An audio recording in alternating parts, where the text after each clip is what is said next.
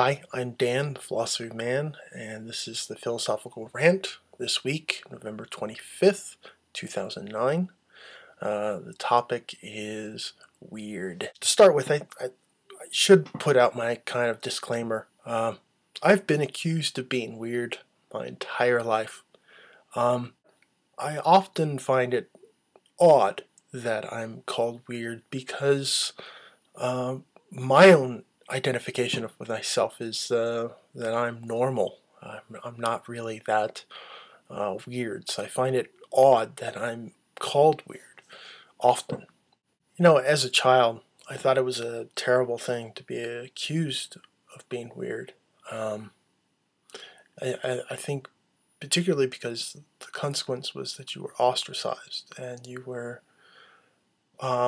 forced into a kind of state of alienation.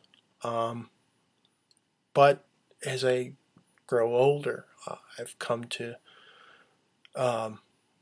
grow into a certain kind of comfortable state in accepting this, to the degree that I even still have friends who kind of accept my weird quirkiness and find it, in some ways, I think, very charming. I don't know. Um, those who know me probably know it better, but I think there's something missing about all of this, and I think I kind of want to expose it. And it goes something like this.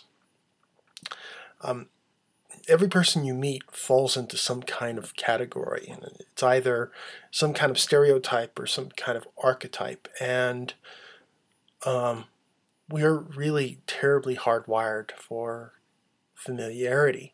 This helps make sense of our world. The more familiar the world is, the more sensible and rational it appears.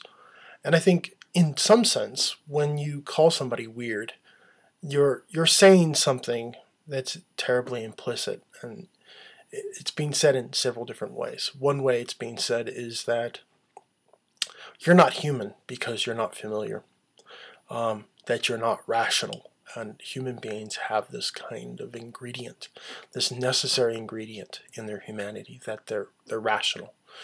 And in a deeper sense, it also implies that you're inhuman. And I think somebody who just throws that word, weird, odd, even queer, at another person necessarily doesn't see the kind of impact of the implications of this accusation. But, we should look at that for a moment and take a step back.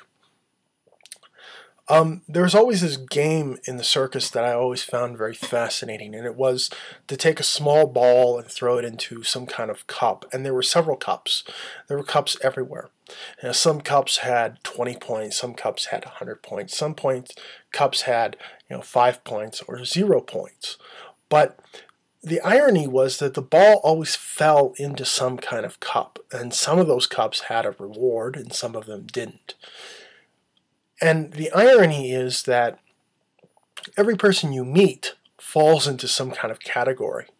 Now, if you equivocate category with cup, you will see why some people get accused of being weird. It is because they don't fall into some category. They don't fall into some form of sensibility. They don't appear to be rational in some sense. And the consequences of it is that the lack of familiarity with the person that you're encountering gives you the sense that they're not human or inhuman. And the ethics here is that you dehumanize somebody. You strip them of their natural humanity. Now, I think if anybody would kind of understand this, I think women would, because in a lot of ways they come into a male society that strips them of their humanity, because in a lot of ways women are treated as second-rate human beings. But, that's naturally my opinion on the matter. But it's also an observation of the matter. And I think in this very ugly sense, being accused of being weird has the drawback that the accuser doesn't recognize the error that they have made. And I think the error is this. Human beings have a tendency to narrow their world, to make it smaller and more manageable. And in this way, to them, there are fewer and fewer categories. So if you begin a conversation with somebody, if they say something that's weird, I think a little light bulb or a little question mark should flash in your head, and you should ask, is it because, my field of experience and familiarity is so narrow that I wasn't aware of this broad amount of expression that the human soul has to express? And in this way, I think that you, the accuser, aren't really becoming cognizant of that. That it's so much easier, and in a lot of ways, it's so much lazier to necessarily say, that person is weird, that person's odd. It is partially because your categories are very narrow, that the person that you interact with should fall into some kind of simplified archetype or stereotype. And if they don't, then they're weird.